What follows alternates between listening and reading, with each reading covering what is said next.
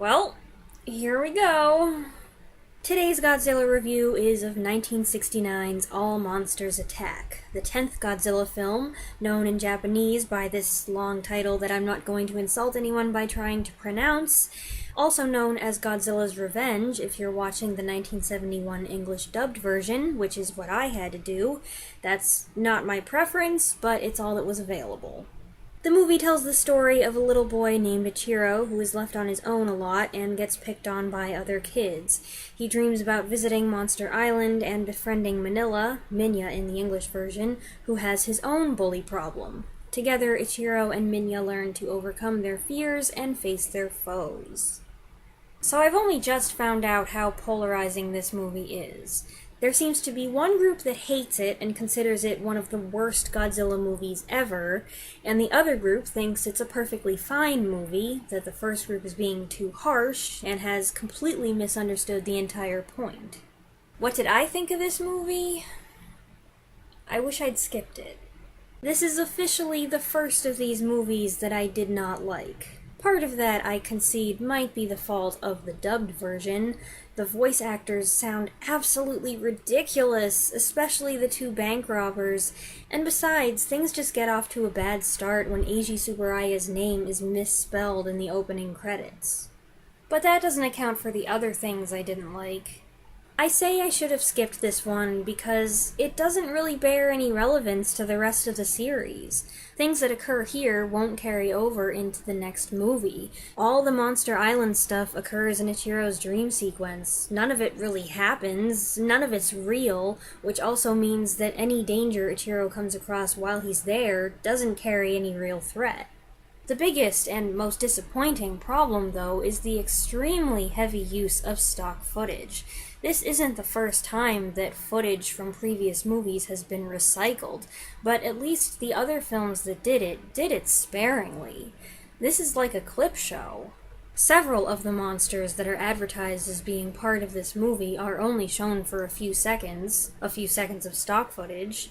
The last movie, Destroy All Monsters, was kind of guilty of the same thing, but I was more lenient where that was concerned, because at least each monster had a couple minutes of screen time, and they were shown on screen with other monsters, and some of them interacted with the other monsters.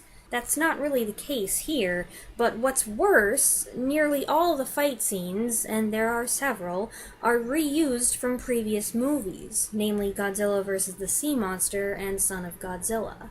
This excessive use of stock footage was done intentionally to maintain a low budget. They did at least try to have a little continuity sometimes by altering the film, but why on earth, in the scene that they took from Son of Godzilla when Godzilla fights that random bird, did they keep the part where planes come in and start firing at him? There's no reason at all for planes to start attacking Godzilla on Monster Island within the context of this movie. That was kind of like the last straw for me. Not only was I frustrated that here I was thinking that I was going to be watching a new movie, and actually it was just a bunch of stuff I'd already seen before, but I'm sorry, but that was lazy. Like, that's bad editing. Ugh. I almost feel like this didn't need to be a Godzilla movie at all. If Ishiro Honda wanted to tell a story about a lonely little boy, a neglected byproduct of the industrial age, left on his own to deal with bullies and retreating to his escapist fantasy island, then why couldn't he have just done that without Godzilla and company being shoehorned in? Unfortunately, I didn't find the human component very compelling either. It's kind of depressing, the picture it paints of domestic life and children who have to fend for themselves, but, the kid is so annoying. I'm supposed to feel bad for him, but I'm sorry, I don't. This movie was specifically marketed toward young children at Christmas time.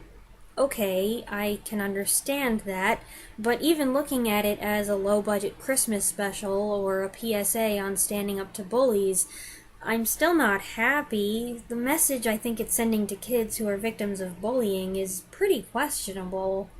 These Godzilla sequels aren't the best films ever made, but they're fun and creative, and even the weaker ones have their strong points. Even Son of Godzilla is good for a laugh. But honestly, I'm having such a hard time finding something good to say about this movie, and you know me, I say something good about everything! Oh, that reminds me, Minya. Ugh, I thought he looked bad before. Here he's shrunk down to child size so he can run around the island with Ichiro. Oh, and he and Ichiro can talk to each other. Oh, why'd you come back, huh? I like it here. And I also want to see your daddy, Godzilla. I'll introduce you, if we can find him. That's just great. The most new material with Godzilla here is where he fights Gabra, the bully who keeps going after Minya. The internet tells me that Gabra is supposed to be a mutated bipedal toad, but he definitely looks to me like a messed up cat. A really ugly cat that happens to have horns and electrical paws. I guess that's kinda cool.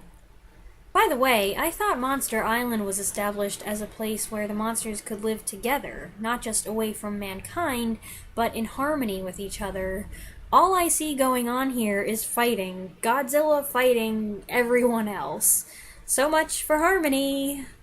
And so much for this movie. I do apologize to anyone watching this review who likes this movie. You are more than welcome to share your own opinion of it in the comments below. This was my opinion. The next big question is, will I think Godzilla vs. the Smog Monster is better or worse? We'll see. Thanks for watching.